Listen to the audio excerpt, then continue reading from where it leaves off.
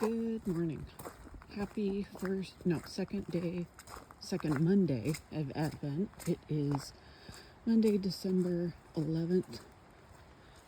My name is Corrinala. I'm coming to you from the Pacific Northwest, and I'm walking out to the barn to feed the horses.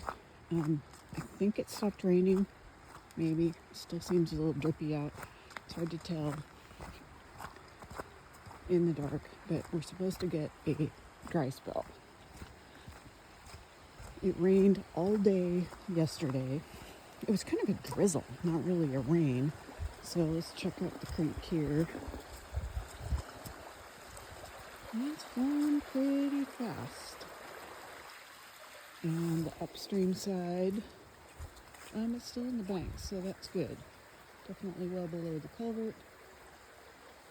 Here's the house. I hear an owl. It's pretty faint. A lot of times we get great horned owls this time of year. And it sounded like it was far off in the distance. Yesterday I saw a bunny out in the pasture. Speaking of wildlife. I don't know if you can hear that, but it's hooting again. So looking for the horses. I just saw some eyeballs over in their lounging spot over in that direction. And I'm at the barn, so I'm going to commence with feeding. I will see you for the knitting portion. Greetings, everyone. Welcome to the knitting portion of my podcast. My name is Corrinala, and as I mentioned in the earlier segment, I am from the Pacific Northwest, and I live here with my partner, our two kitties, and my two horses, Odin and Bragi the Mustangs, who I fed this morning between the walk down to the barn that I described. Not sure if you heard the owls, but actually there were two great horned owls calling to each other. It was pretty quiet, so I'm guessing you didn't hear it, but it was, it's one of the things that I think makes December magical in this part of the world. I just love it. I mean, December can be hard because it's quite dark. We're down to about 8 hours of daylight, and it rains a lot. So it's just kind of dark and heavy in December, but you know, there's some great things that really make this this time of the year special. So I do want to talk about Advent knitting, and I will talk about what I'm wearing. But first I want to address a question by a viewer, and thank you for posting this question. And it's a horse question, a horse training question, which I'm going to talk about now. So I've been talking about the cone game that I have been playing with Bragi, my younger Mustang, to help him get ready for the trailer. And what I mean by that is, and I did write it in the comment, that if you think about a horse's education kind of equivalent to a human's education in terms of grade levels. So Odin is 11, and he's probably in junior high or high school. You know, he's really pretty self-sufficient, really independent. He generally does what I ask him to do, although sometimes he says, no, I'd rather not. So it sounds like a typical teenager, right? And I only know this from my own experience as being a teenager because I don't have children. Bragi, on the other hand, he is 5 and has a very lower developed sense of self than Odin does. So what that means is he doesn't have a lot of confidence, and he really needs to be told what to do. He's constantly looking to my older Mustang for direction, or to me.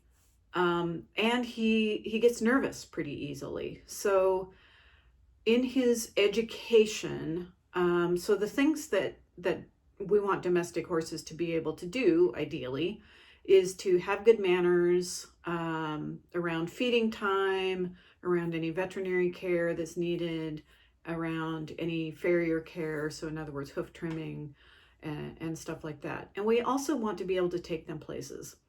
And to us, getting into a car, for instance, and driving somewhere is not a big deal. For horses, though, obviously they can't get into a car, but they get into a horse trailer. Well, getting into a horse trailer, which is a metal box, it's very confining and it's noisy, is absolutely against their instincts. And if you also think about how Mustangs were, in particular, were gathered, so they were herded, oftentimes by helicopter, sometimes by people on horseback or ATVs, motorcycles, whatever. Herded, so in other words, chased into a confined area with members of their herd that are actually, it may not be their own herd mates, and maybe other herds that were involved, depending on how many horses were involved in the gather. And then in order to get from this enclosure, they were shushed into a trailer and with the door slammed shut and then driven away. This is terrifying, as you might imagine. They don't know anything about this. It's just loud, and it just seemed the better option than being faced by people on motorcycles and helicopters and yelling people on horseback, maybe dogs. I don't know. There's a lot of ways to gather horses, but it's not particularly gentle. So all that to say, if you think about Bragi's first introduction to a trailer, it was terrifying. And that Odin now gets into a trailer at my bidding shows the amount of trust that he has in me. And that is a relationship that we have built over the last 5.5 years. So with Bragi, if you think about the steps that requires to get into a trailer, you need to be comfortable, Bragi, needs to be comfortable with the trailer, approaching the trailer. He needs to be comfortable getting in the trailer. He needs to be comfortable staying in the trailer, and he needs to be comfortable with me leaving him in the trailer. And that's the purpose of the cone. What the cone teaches him is, okay, it's a mark. You stand here and you wait, and you get rewarded for that, for doing that. So I hope that helps explain the connection between teaching Bragi how to wait in a particular location and then me walking away from him. And he has that cone. He knows where to be. So that's the preparation. Now, Bragi being Bragi, he takes things a little too far. He is almost obsessed with the cone. He would rather stand by the cone than be in his stall and eat his good alfalfa hay. So I am going to have to take the cone away from him during feeding time and just bring it to him when I want him to wait while I open the gate after he's had a good chance to eat his alfalfa, because Odin doesn't need alfalfa. Odin has a much more draft horse type metabolism, and eating too much alfalfa could be harmful to him metabolically. Okay, that is enough about horse training right now. So I hope that answers the question, and please drop more questions in the chat if I'm not being clear, or you just want to know more about my philosophy about horse training and anything else. So what am I wearing? I am wearing this fall themed scarf that it's kind of a shawl. It's a connected shawl. It's a mini poncho. So it is more Halloween themed. So there's like this spider stitch that you can see. There's these baubles. There's, I don't remember what this part was. There's broomsticks. You can see those. And then we get to the color work. So there's bats and pumpkins and ghosties and then skulls. I am actually thinking of expanding this to do the Pacific Co. Knits motifs. She has a lot of winter motifs that I'm working on a scarf right now that I'll show you here in a second. But I really like this pattern format, and it is by Tellybeans. And I have that in my show notes. So I'm going to show you the progress that I've made on this scarf. It's color work. I am using scraps. I use scraps for this. So it is folded double. So basically I started with a seamless cast on, and I think you can see the reindeer motifs that I used a variegated yarn and just an undyed yarn.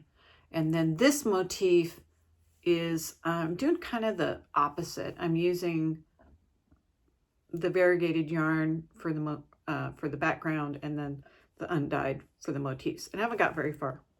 Excuse me, I have the hiccups.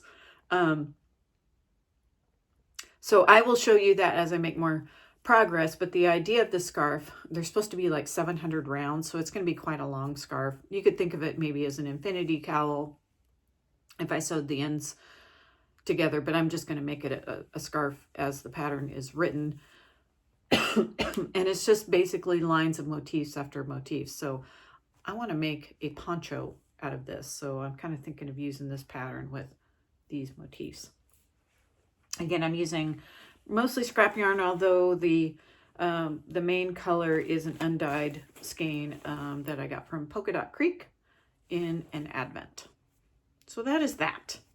Pacific Knits Co. is a Seattle-based designer, and she does a lot of motifs that are local to this area. What else have I been working on? I've been working on my shawl, speaking of Tellybeans. This is called Grand Opening, and it is meant to be an Advent shawl using Advent colors, one for each day of Advent. So I have, as instructed, put this side of the shawl on waste yarn, and I am showing you the right side, and then I have selected this color out of the Advent bouquet for this section of it. I am leaning towards using kind of the pink colors, pink and purple colors out of this Polka Dot Creek Advent bouquet. So get this out without. So I don't have as many left. I mean, I have this color here and maybe this color, and there's some purple. I also have a bunch of scraps and a sampler from Rowan. So there's this color I may include, and this color. I think this is the Carnival of Color. Maybe this one. So, and then from a pair of socks, this is a Legacy Fiber Arts leftover yarn from socks I made a while ago. So I'm kind of leaning towards just focusing on those colors. So this may not really be an Advent scarf, although a clue comes out every single day. What else have I been knitting? I want to show you the progress that I've made on the Arne and Carlos stocking. Those are size 3 needles that I'm using in that, and they are Jadawoo red lace. So here is the stocking. So I think this is I think I'm almost end of day 5, I believe. So I'm a little bit behind.